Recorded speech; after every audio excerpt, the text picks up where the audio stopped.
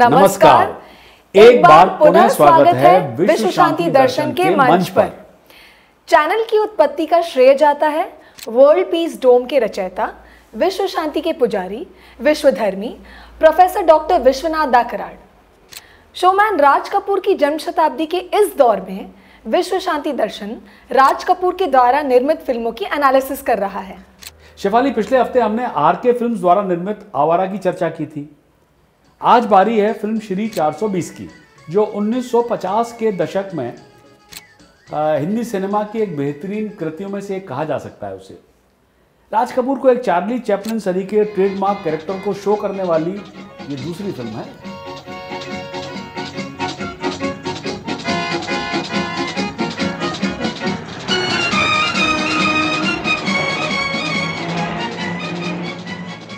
Film का शीर्षक Indian penal code की धारा 420 को दर्शाता है, जो धोखाधड़ी से संबंधित है।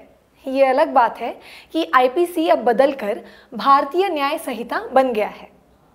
रोजमर्रा की भाषा में किसी को 420 कहने का मतलब ये है कि वो धोखेबाज है। श्री तो एक सम्मान सूचक टाइटल है। यस, 50 के दशक में राज कपूर आवारा और श्री 420 जैसी फिल्मों में अपनी कलात्मक क्षमता के शिखर पर थे। फिल्म निर्माण के संदर्भ में टेक्निक और क्रिएटिव इनपुट की अगर हम बात करें तो श्री 420 को राज कपूर की एक सर्वश्रेष्ठ फिल्म माना जा सकता है। फिल्म की शुरुआत एक शिक्षित लेकिन बेरोजगार राज कपूर के इंट्रोडक्शन से होती है, जो रोजगार की तलाश में इलाहाबाद से मुंबई की यात्रा कर रहा है। हर प्रकार के ग्रामीण परिवहन की यात्रा करते हुए थका हारा राज बंबई महानगरी पहुंचता है, जहां उसे एहसास होता है कि ईमानदारी से जीवन यापन करना कितना कठिन है। यस, ईमानदारी से जीवन यापन करना बहुत कठिन है शेफाली। और मुंबई में एक भिखारी उसे बताता है कि शहर एक कठोर और बेरहम जगह है, जहां राज कपूर की बीए पास डिग्री और ईमानदारी का अवार्ड भी रोजगार नहीं दिला सकता है। ईमानदार हो, सच्चाई और ईमानदारी का सबसे पहला इनाम मुझे मिला है, सोने का मेडल। ये देखो। जवान हो, मेहनत कर सकते हो। डबल जवान, 24 घंटे दिन में काम कर सकता हूँ। कोई करा के देख ले। तो तुम्हें काम नहीं मिल सकता। काम नहीं मिल सकता? पढ़े लिखे ईमानदार मेहनती जवान को काम नहीं मिल सकता? क्यों नहीं? इसलिए कि ये बंबई है मेरे भाई, बंबई बड़ा शहर। यहाँ सच बोलकर पेट भरने का रास्ता ढूंढने से नहीं मिलता, और झूठ बोलकर पैसे बनाने के रास्ते हैं 420। बंबई शहर का बैकग्राउंड फिल्म की स्क्रिप्ट को और राज के चरित्र को और ऊपर उठाता है। राज एक सीधा साधा, प्यारा और आकर्षक व्यक्ति है, जो देखने में भी अच्छा लगता है। फिल्म में राज एक केले बेचने वाली दयालु महिला से मिलता है, जो उसकी मासूमियत से इतना खुश होती है कि वो उसे मुफ्त में केले दे देती है। तुमको 3 आने का 2 मांगता है ना? ले लो। ये बात हुई ना? वाह वाह। लेकिन पैसे, उसका तो मैंने बंदोबस्त ही नहीं किया। खैर, फिर कभी सही, लेकिन लूंगा 3 आने के तो याद रहे। ले पैसा फिर दो। ले अरे ले। और अगर मैंने पैसे ना दिए तो? हम समझेंगे हमारे बेटा ने खाया। जा। फिल्म का ये श्री 420 मनमोहक था। फुटपाथ पर रहने वालों के साथ उसने दोस्ती की, एक ऐसे वातावरण से जुड़ा जहां सड़क का कुत्ता और एक गरीब आदमी अपना स्थान और अपना भोजन साझा करते हैं। उसके इस चरित्र ने उसे हिंदी सिनेमा में एक आइकॉन बना दिया। नायक और कुत्ते का सिंबॉलिक फुटपाथ साझा करने का सीन लोगों को इमोशनल कर देता है। और फिर राज की मुलाकात विद्या यानी नरगिस से होती है, जो फिल्म की नायिका है, जिससे उसे प्यार हो जाता है। वो एक शिक्षिका है जो गरीब बस्ती में बच्चों को पढ़ाती है, और आर्थिक रूप से वो संघर्ष भी कर रही है।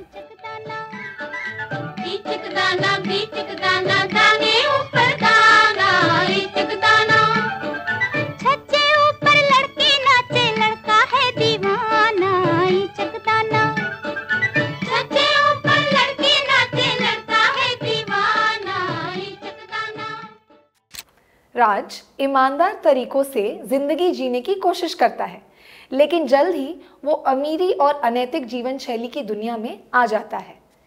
सबसे पहले माया यानी नादिरा, एक आकर्षक महिला पोकर के खेल में धोखाधड़ी करके पैसे कमाने के लिए राज का उपयोग करती है और फिर उसे हमेशा के लिए छोड़ देती है।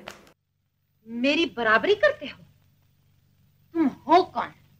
तुम्हारी हैसियत क्या है?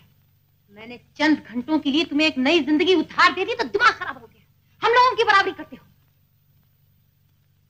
अपनी औकात मत भूलो कि तुम एक लौंडे में 45 रुपए में नौकर हो। कपड़ों पर नजर डालो, अपनी सूरत आईने में देखो और जाओ वापस उसी गटर में जहां से तुम आए हो। इतना ही नहीं, सेठ सोनाचंद धर्मानंद नाम का एक बेईमान अमीर व्यापारी उसे पैसे का लालच देता है और उससे नकली शेयर बेचने जैसे अवैध धंधे करवाता है। जब राज को पता चलता है कि सोनाचंद गरीब लोगों का शोषण करने के लिए पॉन्जी स्कीम्स को अंजाम देने की कोशिश कर रहा है, तो राज उसका विरोध करता है और उसे रोकने का फैसला करता है। इस 420 के धंधे में मैंने क्या कुछ नहीं किया तुम्हारे लिए। पत्ते लगाए, बोगस गोल्ड कंपनी के शेयर बेचे, सट्टे के नंबर उलट पलट किए। मुझे ये नहीं मालूम था कि एक दिन तुम मुझसे ये कहोगे कि गरीब आदमियों को धोखा देकर तुम्हारे खजाने भर। अच्छा, कैसी बातें करते हो राज। इस नई दुनिया में अमीरों और गरीबों का भेदभाव रखना ही नहीं चाहिए। हम जैसा सलूक अमीरों के साथ करते हैं वैसा ही गरीबों के साथ करना चाहिए। तुम्हारा ख्याल है कि इस जलील काम में मैं तुम्हारा साथ दूंगा? जितनी गहरी है फिल्म श्री 420 की कहानी, उतनी ही गहरी है उसकी एनालिसिस। एक ही बार में इस फिल्म का विश्लेषण करना संभव तो है, लेकिन फिल्म के साथ उचित न्याय नहीं होगा। इसीलिए हम भी इस चर्चा को यहीं देते हैं विराम और अगली बार पूरी करेंगे फिल्म श्री 420 की एनालिसिस। तब तक जुड़े रहिए, विश्वास बनाए रखिए और देखते रहिए विश्व शांति दर्शन। अब बारिश में चाय की दुकान पर चाय पीते हुए प्यार का इजहार करने से बेहतर तरीका और क्या हो सकता है। ये उतना ही रोमांटिक है जितना कि पिक्चराइज हुआ है। फिर फिल्म तुरंत प्यार हुआ इकरार हुआ गाने में बदल जाती है, जिसमें हम राज और विद्या का फेमस सीन बारिश में एक छतरी में सड़क पर चलते हुए देखते हैं। ये सीन मंत्रमुग्ध कर देता है और पूरे 24 कैरेट गोल्ड जैसा लगता है। कहता है दिल रास्ता मुश्किल मालूम नहीं है कहाँ मंजिल।